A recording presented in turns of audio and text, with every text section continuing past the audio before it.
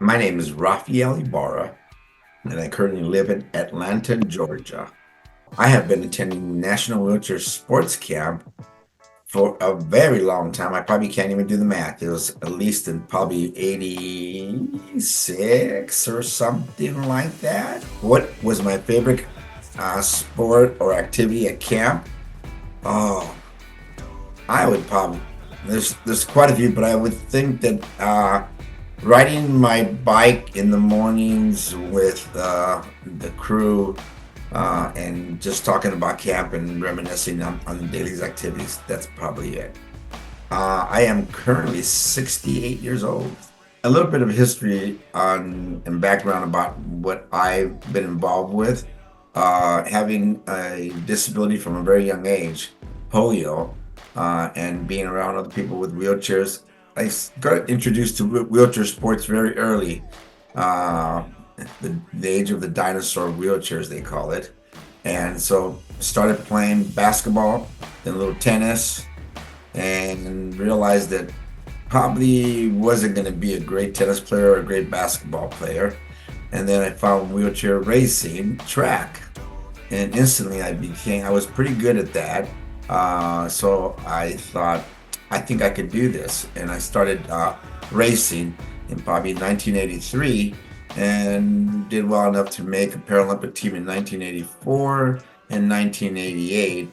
And through that time, raised using doing 10Ks and marathons, but I think sort of the highlight was the 1988 Seoul Paralympics, where I got a gold medal and 2 bronze medals, and so that was fun, exciting time.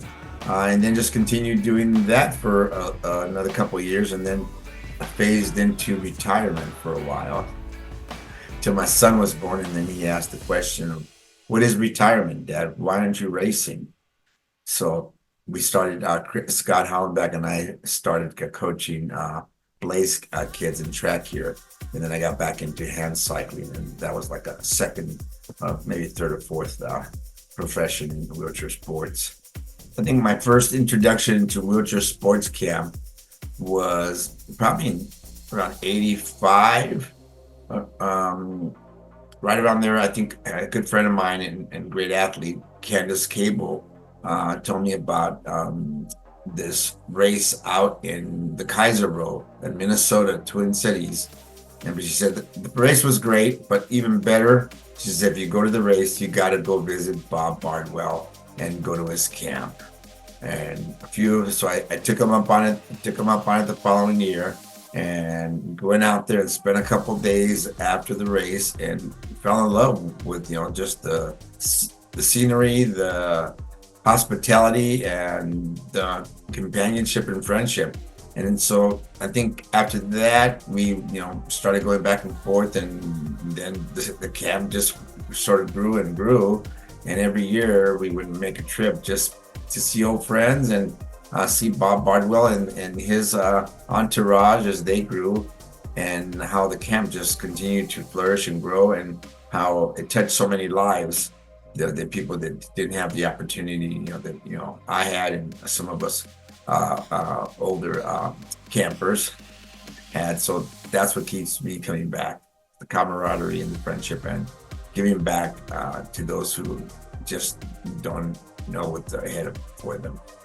I think it's had a great impact on me. Every time I think that, no, I'm not going to go, I'm too busy or something, going on. And then I get there and I'm reminded, just giving back and seeing the fellowship, and then hearing the phenomenal stories that Bob Bardwell has, and how, how did this, cabin, how did this come into place, and just all the miracles that have happened there. And and just, it's wonderful just to hear that and see the works of so many people who come and given their volunteer time, and just to make it a special place.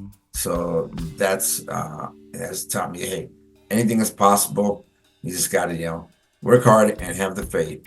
what would you tell us a camper? I mean, there's so many. You don't want to overwhelm them, but you want to give them a little taste and tell them all the great, things they can do. And they don't have to be athletic. They just have to have willingness to try some new things, and they'll be surprised what they will learn that they probably wouldn't learn at home. And many people who, for whatever reason, they think of camp and camping or sports and doing this and that. But we have people from all kinds of disabilities and walks of life that, they come and they always leave with a smile, and they always end up trying something new that they didn't think they could do or didn't think they would like. And so we learn from each other. And I think that is the biggest thing from the camp, is that there's so many friendships and camaraderie that we help each other, and you see so many lives and people will open up and realize that, yes, I can go home now and I can accomplish some of the things that I think I couldn't do before. I think some of the things that you will learn at camp is you will learn to try new things, be silly, be funny, and realize that everyone else there, has good intentions and your best interest at heart, and so that they encourage you. And I think that you will be pleasantly surprised. All you gotta do is just break out of that shell a little bit, and they'll help you. And before you know it, you're helping them, other people that you didn't think you had advice or you didn't have any knowledge, but we all have something that we can give back to someone. At National Virtual Sports Camp, the backbone, besides Bob being the impetus and the dreamer, is a lot of volunteers. You realize that, this is a huge undertaking in a camp, not only, for our wheelchair camp, but all year round. And all the people who volunteer and who come there and are just blown away by, what is happening there, how it got there, and how they can contribute. So I encourage anybody who's thinking about it, come on out. Trust me, you will have a fun time. And before you know it, the week's over and you're going, gosh, it didn't even seem like work. And if you're a sponsor, please, think about helping a camper get to camp, or sponsoring a room or something, because I think you'll get a lot of benefits back, and back in your community in different ways. And it's wonderful to see all the sponsors throughout the years that come out and help us out.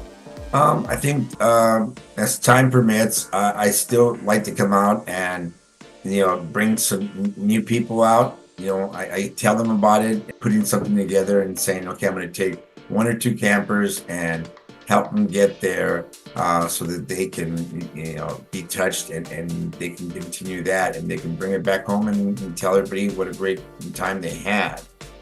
Piece of advice that I would give myself back in the beginning, having gone so many years, to make more of an effort not to miss so many camps, because life gets in the way, but if you plan for it, because I end up missing it, and then I feel bad about it, and then I come back the following year, and then people are talking about what happened last year. I'm going, what are you guys talking about? And I feel like missing some of that fun and magic. Make more of an effort on some of those years that you think you're going to miss. Don't miss them. Something that I'd like to share with people who are maybe becoming potential volunteers, sponsors, or campers. That's a tough one, because there's so many great memories and so many things. But a model is, just try it.